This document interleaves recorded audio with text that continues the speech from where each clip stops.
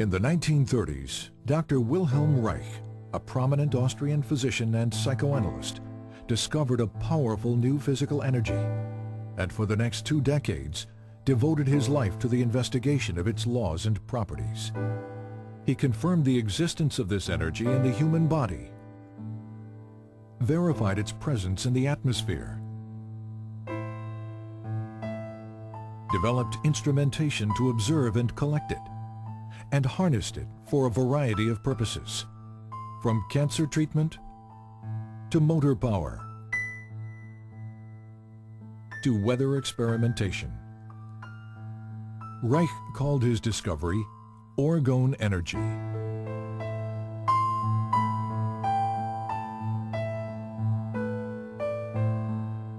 But tragically, it was a discovery that the world was not ready for.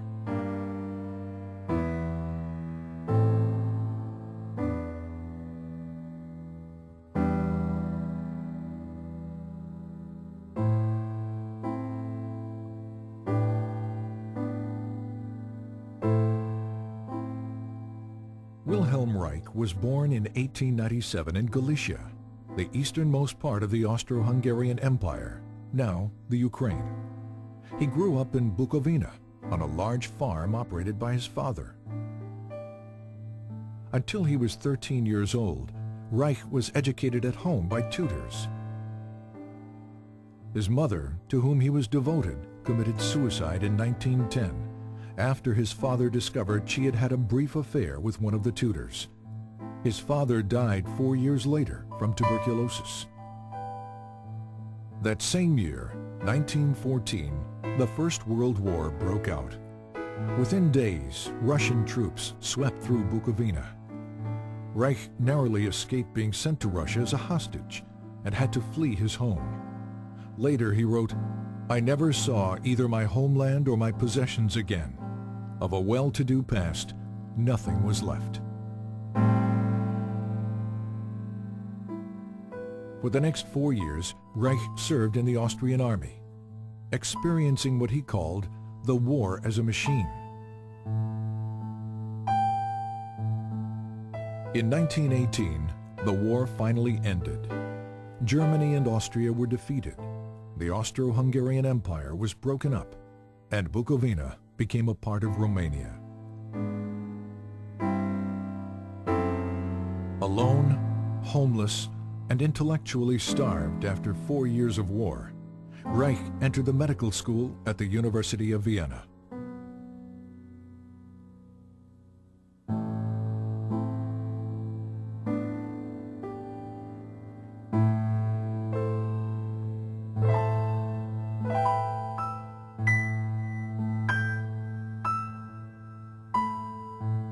Reich's recognition of the significance of sexuality drew him to the work of Dr. Sigmund Freud, the father of psychoanalysis. Soon he was considered one of Freud's most promising students. Freud had discovered that neuroses are caused by the conflict between natural sexual instincts and the social denial and frustration of those instincts. Freud had also hypothesized the existence of a biological sexual energy in the body. He called it libido, and described it as something which is capable of increase, decrease, displacement, and discharge, and which extends itself over the memory traces of an idea like an electric charge over the surface of the body. But as the years passed, Freud and his followers diluted much of this concept, reducing the libido to little more than a psychological energy or idea. By 1925, Freud had concluded that the libido theory may therefore, for the present, be pursued only by the path of speculation. Reich's clinical observations, however, demonstrated that sexual energy was more than just an idea, and that sexual satisfaction, in fact, alleviated neurotic symptoms. He discovered that the function of the orgasm is to maintain an energy equilibrium by discharging excess biological energy that builds up naturally in the body. If that discharge function is disturbed, as it proved to be in all his patients, this energy continues to build up without adequate release, stagnating and fueling neurotic disorders.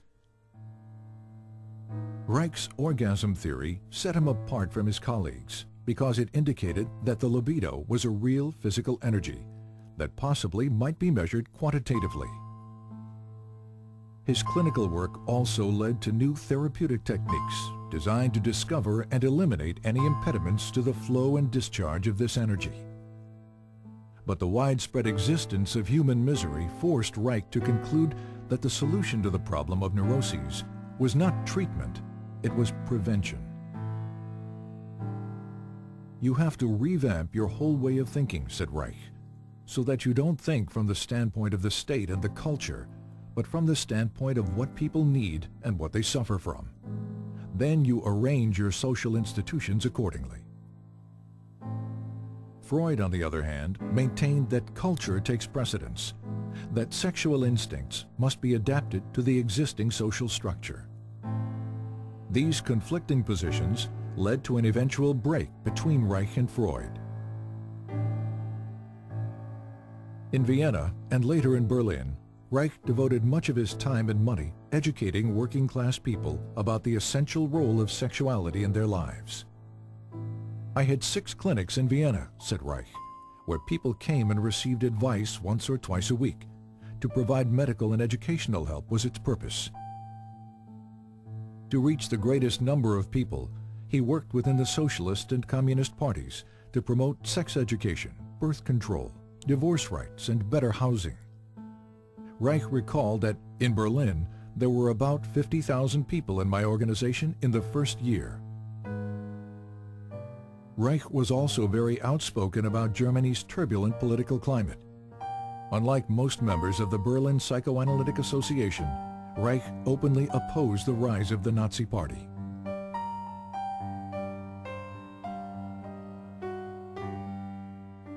But his activities exacted a high price. He was denounced by the communists and expelled from the International Psychoanalytic Association, calling these events catastrophes which threaten my personal, professional, and social existence. When asked what he would do, Reich replied, "Just go on."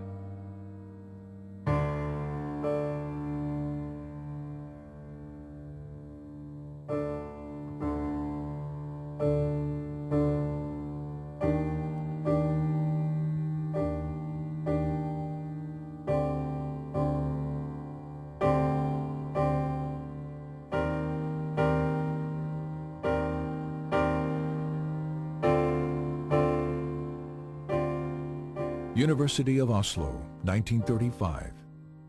While continuing to teach and develop his innovative therapeutic techniques, Reich began a series of laboratory experiments to verify the existence of a physical, biological energy expressed in the emotions. Using human subjects, Reich was able to demonstrate a charge at the skin surface directly related to feelings of pleasure or anxiety. The charge would increase when a subject experienced pleasure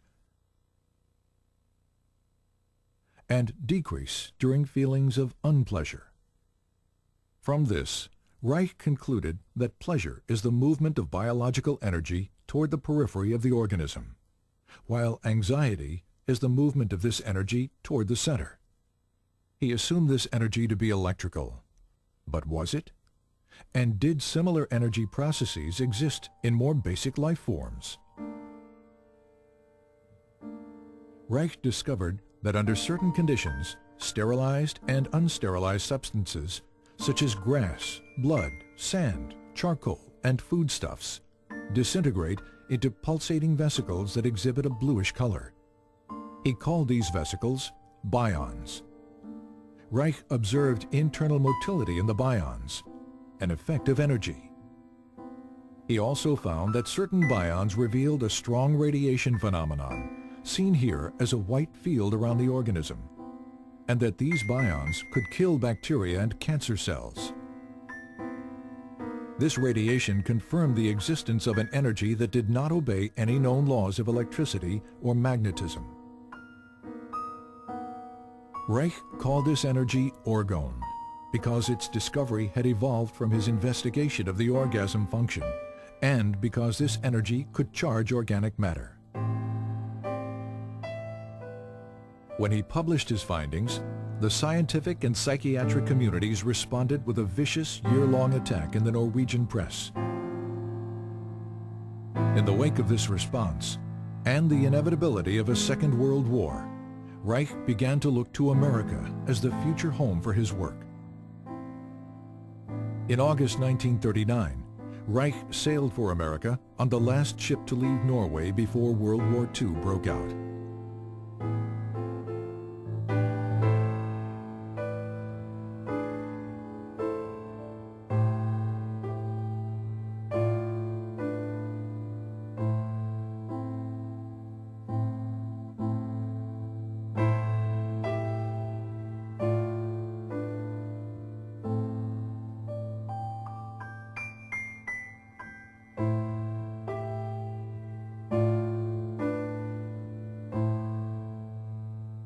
Reich settled in the Forest Hill section of New York City.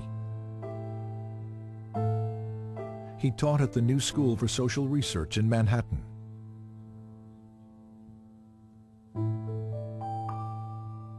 Published his books in English. Trained American physicians in his therapeutic techniques. And pursued his investigations of orgone energy. Since the energy appeared to be everywhere and to permeate all substances, Reich had to find ways to isolate and collect it in order to study its functions and make it usable. Experiments demonstrated that organic or non-metallic materials, such as cotton, wool, or plastic, attract, absorb, and hold the energy. Metallic materials, steel or iron, attract the energy and quickly reflect it in both directions. On the basis of these experiments, Reich constructed small boxes with alternating layers of organic and metallic materials, with the inner walls lined with metal. The organic layers attract the atmospheric orgone energy, which is then directed inward by the metal layers. Any energy reflected outward by the metal layers is reabsorbed by the organic material, attracted back to the metal and directed toward the inside of the box. The result? A higher concentration of orgone energy inside the box. The more layers, the higher the concentration. This accumulation of energy can be verified in a variety of ways. For example, a constant temperature difference exists between the air above the box and in the surrounding air, contradicting the second law of thermodynamics. There also exists a slower electroscopic discharge rate in the higher orgone concentration within the box. These layered boxes, known as orgone energy accumulators, became a valuable tool in Reich's scientific and medical research. Initially, they were used to observe visual manifestations of orgone energy within the enclosure and to test the effects of orgone radiation on cancer mice. Because his results with cancer mice were so promising, Reich decided to test the effects of orgone radiation on human subjects. He constructed orgone energy accumulators that were large enough for a person to sit in, and in 1942, he began experimental treatments with cancer patients. They were all terminal cases. Reich promised no cure and charged no money. Over a period of time, the patients showed marked improvement, relief of pain, healthier blood condition, weight gain, and the shrinkage and elimination of tumors. Despite these positive results, the patients died, reinforcing Reich's conviction that cancer is a bioenergetic shrinking following emotional resignation, and that the tumors themselves are not the disease, but merely a local manifestation of a deeper systemic disorder. Once again, Reich's focus became prevention. Reich also discovered that water and high humidity absorb and hold orgone energy, making it difficult to carry out experimental work in New York City during the summer. In 1940, on a camping trip to New England, Reich discovered the Rangeley Lakes region in Maine. With its low humidity and clean air, it provided an ideal environment for his work. In 1942, Reich purchased an old farm bordering on a small lake. He called it Organon and envisioned it as a permanent home for the various branches of his work.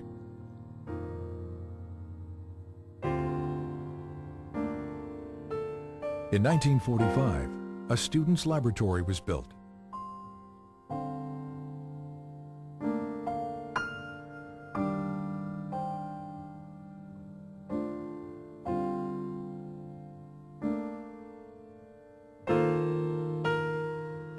Three years later, construction began on an Orgone Energy Observatory,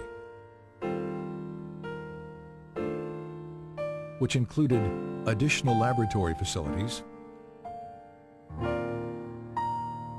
Reich's study and library,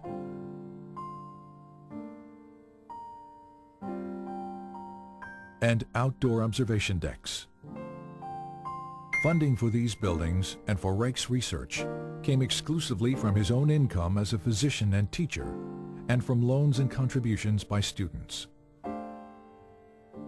By 1947, after less than 8 years in America, Reich's work was attracting considerable interest as Orgone research expanded into new areas of psychiatry, medicine, and biophysics.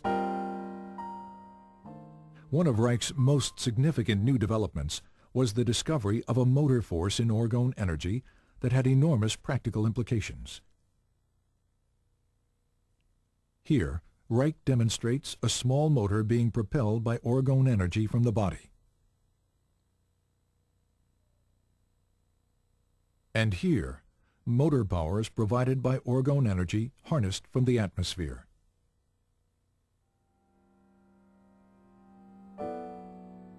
With the development of Organon, Reich's dream of a home for his work was slowly becoming a reality.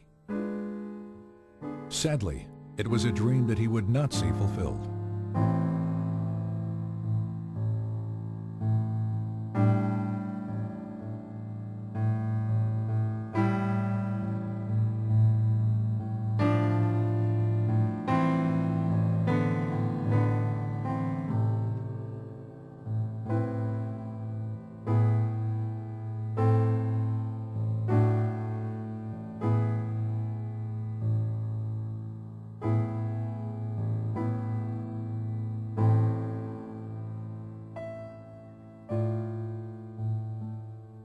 In 1947, this article written by freelance journalist Mildred Brady appeared in New Republic magazine.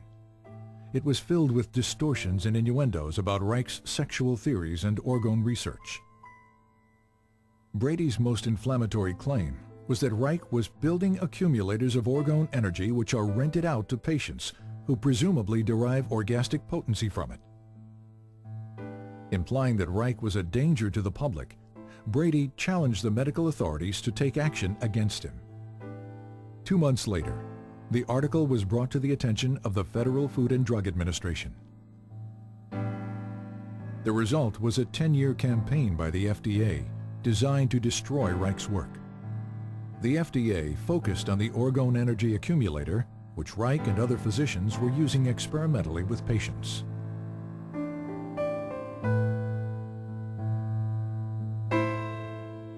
Convinced that the accumulator was being fraudulently promoted as a sexual and medical device, FDA agents spent years interviewing Reich's associates, physicians, students, and patients, looking for dissatisfied accumulator users. None were ever found.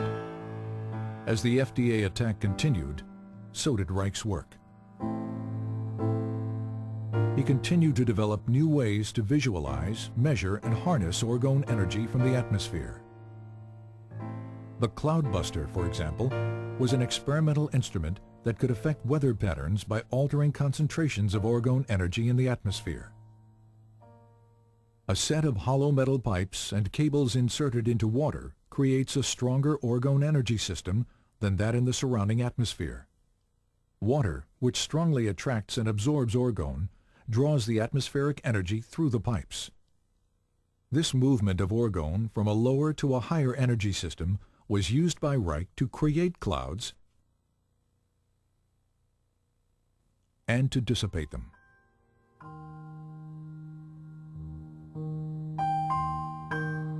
In 1953, during a long drought that threatened the Maine blueberry crop, several farmers offered to pay Reich if he could bring rain to the parched region. The Weather Bureau had forecast no rain for several days when Reich began his cloud-busting operations. 10 hours later, a light rain began to fall. Over the next few days, close to 2 inches fell.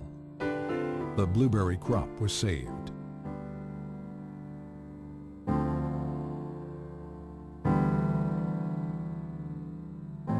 In February 1954, the FDA filed a complaint for injunction against Reich in the federal court in Portland, Maine. The complaint declared that Orgone Energy does not exist.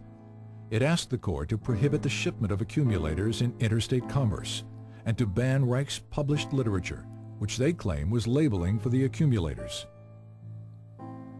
Reich responded to the complaint with a lengthy letter to Judge John Clifford, explaining that he could not appear in court since doing so would allow a court of law to judge basic scientific research. Scientific matters, he wrote, can only be clarified by prolonged, faithful, bona fide observations in friendly exchange of opinion, never by litigation. I therefore submit, in the name of truth and justice, that I shall not appear in court. Judge Clifford did not accept Reich's letter as a valid legal response, and the injunction was issued on default, as if Reich had never responded at all. But the injunction was even more excessive than the initial complaint. It ordered that all Orgone Energy accumulators and their parts were to be destroyed. It ordered all materials containing instructions for the use of the accumulator to be destroyed as well. It also banned a list of Reich's books containing statements about Orgone Energy, until such time as all references to Orgone Energy were deleted.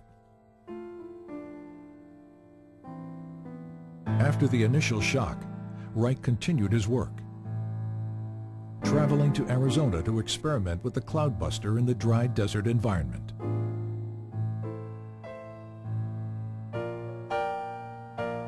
While he was there, and without his knowledge, one of Reich's students, Dr. Michael Silvert, moved a truckload of accumulators and books from Rangeley, Maine to New York City, a direct violation of the injunction. As a result, the FDA charged Reich and Silvert with criminal contempt of court.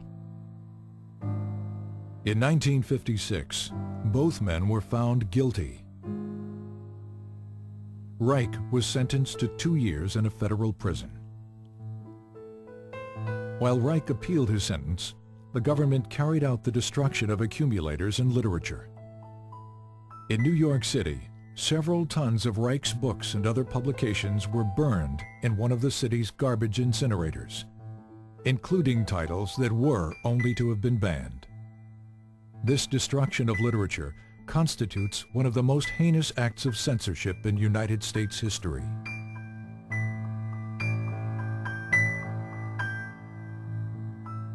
All appeals denied, on March 11, 1957, 2 weeks shy of his 60th birthday, Wilhelm Reich was imprisoned at the federal penitentiary in Lewisburg, Pennsylvania.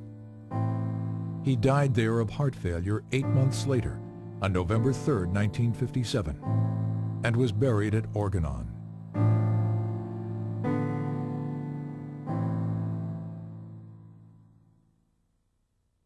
But the tragedy of Reich's death should not be allowed to overshadow the richness of his life, for while he lived, he was truly alive.